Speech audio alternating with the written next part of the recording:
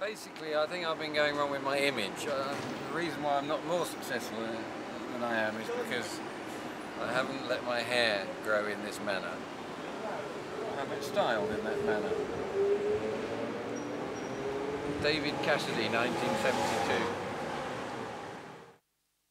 I was invited for tea by the British ambassador to Moldova, Keith Shannon.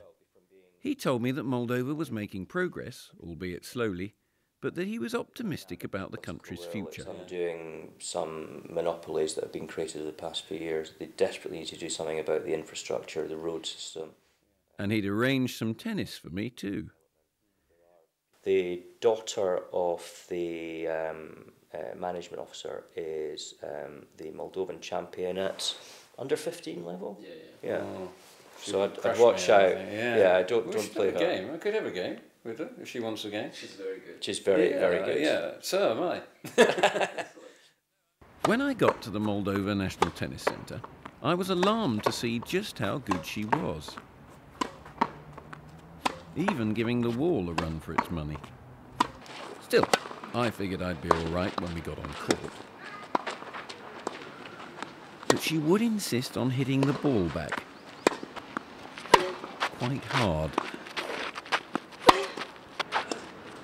I was soon match point down, but I hadn't given up. A last effort and I play a cunning, short-angled backhand drop shot, which causes her absolutely no problem whatsoever.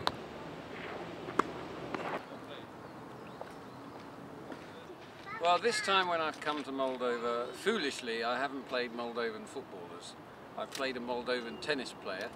Daniela here, she's the #1 under 16 in Moldova, and I can tell you she has beaten me quite soundly. I've been run ragged on this tennis court. So well done, well played. Okay, and where are the Moldovan footballers? I don't know. I need them.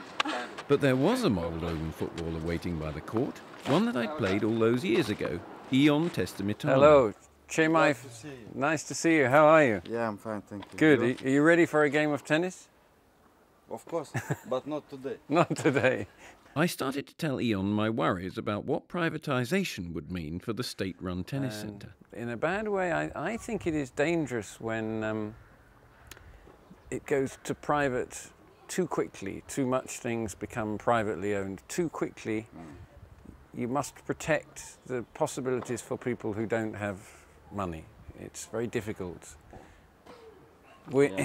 So, for example, this place, if it becomes privately run, there must be rules and safeguards that say you must also let the schools come for nothing, you must let people come.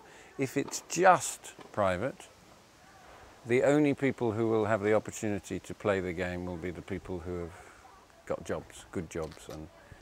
And this is what happens in England too much. With tennis particularly, you need to have money to play. Of course.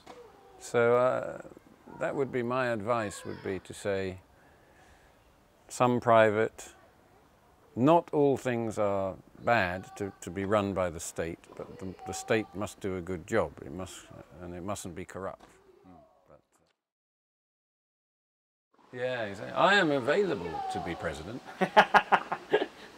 I'd be happy to be here, president. Okay. So, Ion's happy with me as president, and I'm off to do some canvassing. Many years ago, under the Soviet regime, any kind of sexual perversion was not tolerated. If you were caught, you were put in the back of a lorry and buried under sand. Fortunately, that has stopped these days. One of the other purposes of the trip was to help Dina Kovalchuk, director of the Hippocrates Centre, find a new, bigger property for them to move into.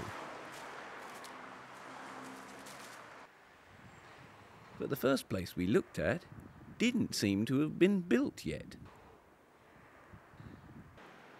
But a look through the periscope revealed that it was all underground. We have to go the other way. It had a lot of promise, but it was very expensive.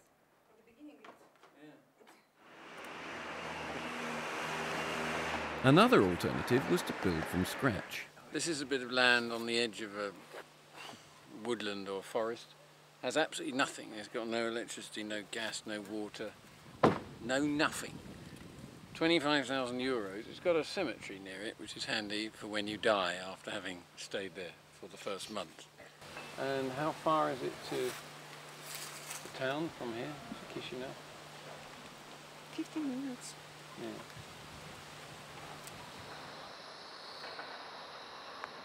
More land, more plots, more decisions to be made. That's the favourite so far. We headed off to see Dorin Kotaka, the mayor of Chisinau, who might be able to offer us some state properties at a slightly discounted price, especially in the light of the good work the centre was doing for Moldovan children. Similar position with the Hippocrates. It's a lot of work and a small space. We were looking at buying privately, and it's a lot of money now. Finding the money, but we can find funds to help. But it's better if we're spending that money on improving a building rather than actually buying a building and then improving the building. If you'd like to donate to Hippocrates and help us with our drive to build a bigger centre, go to justgiving.com/A Voice for Moldova.